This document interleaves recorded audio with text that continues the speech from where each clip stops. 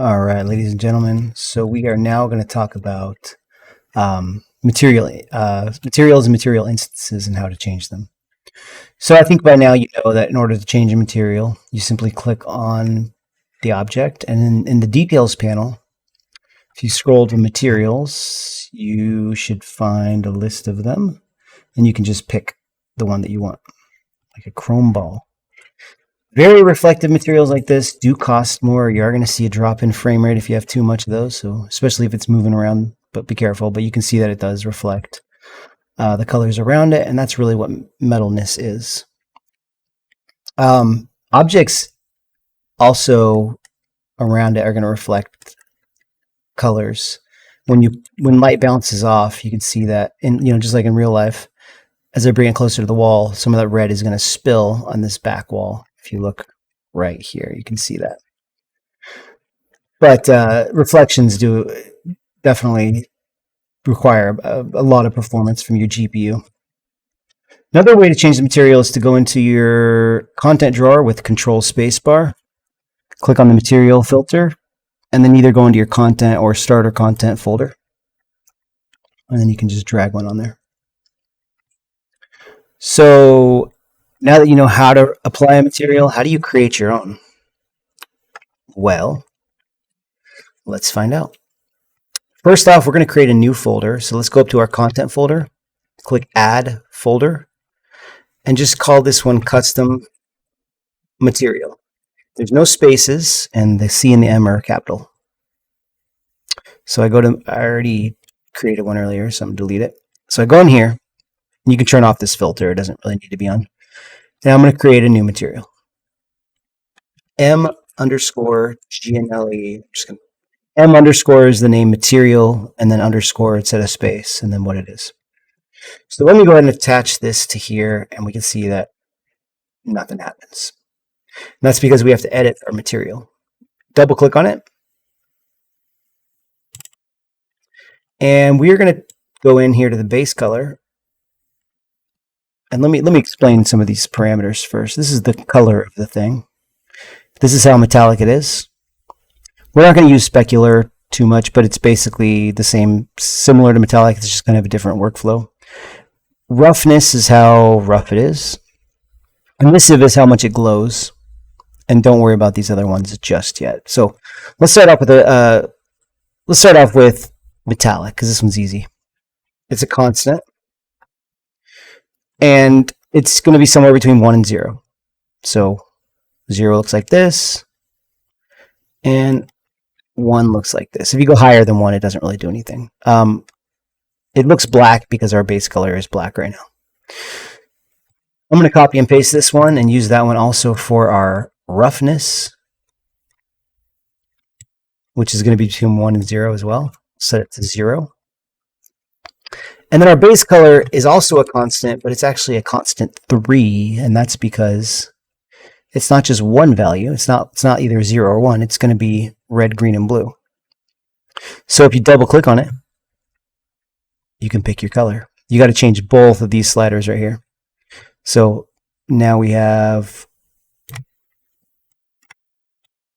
a pink metal. And then you can see that if I wanted it to be less metallic, I can set this to 0. And the roughness, the higher the roughness, the less shiny. Right now it's plastic, basically. If I set this to 1, we now have something that's like paint. If I set this to 1, it's metal, but it's also rough. So let's set this to like 0.1, the roughness, you can see that it's got a reflection, but it's not as clear. If I set it to 0.25, it's becoming a little bit frostier. And then let's hit apply and see what happens.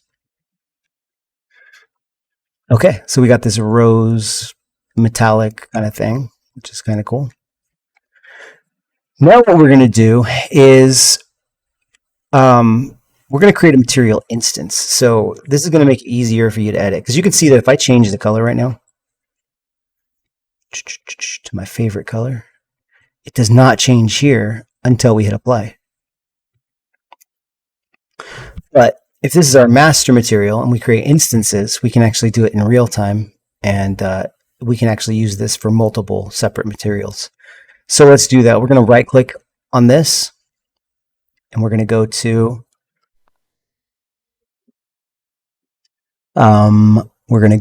create material instance, and then you can just click off of it. So we have Gianelli instance.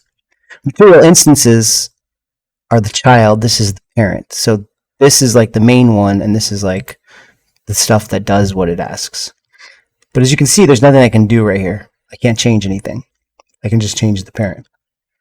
So what we're going to do is change these parameters to be adjustable. I know this is complicated, but don't worry, you'll wrap your head around it. So I'm going to convert this to a parameter. We'll call this one color. I'm going to convert this to a parameter. We'll call this one metallic. And I'm going to convert by right-clicking for this one that says roughness. And then we want to set the parameters. We can set the defaults. Let's say that the minimum is going to be 0 and the maximum is going to be 1 on roughness, the same as metallic. And I don't think we have to worry about color. So I'm going to save this, and I'm actually going to close the parent now, and we're just going to focus on the child. So now all of those parameters can be changed in real time, and I can come in and say, okay, let's adjust these. So as soon as I click OK, I forgot to do something. We have to apply our instance to the actual object now. And as you're making changes, you can see them in real time. We can set the roughness is now a slider between 1 and 0, so we can go like that, and you can do all that, and you can see the reflections changing in real time too. That's pretty cool. So if you were to pull out another cube, use the same instance, and then make some changes to it, it is going to affect both of them. So what you might want to do is have multiple instances. So we'll call this one instance 1. And that one will, or you could even duplicate this one. I don't think it really matters.